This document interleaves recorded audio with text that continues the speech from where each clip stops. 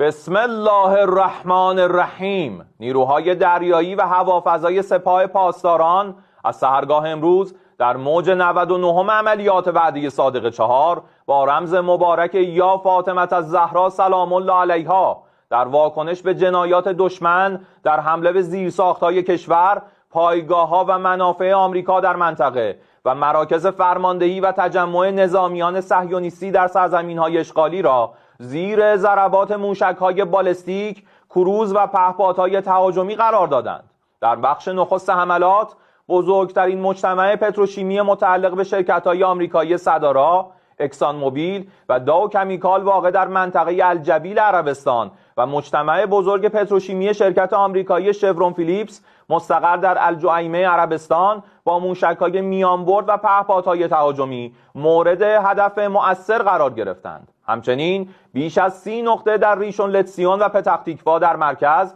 و بیروسب، دیمونا، آراد، کریاتگاد و اوفاکیم در نقب در مرکز و جنوب اراضی اشغالی در ادامه موج 99 عملیات وعده صادق 4 با موشک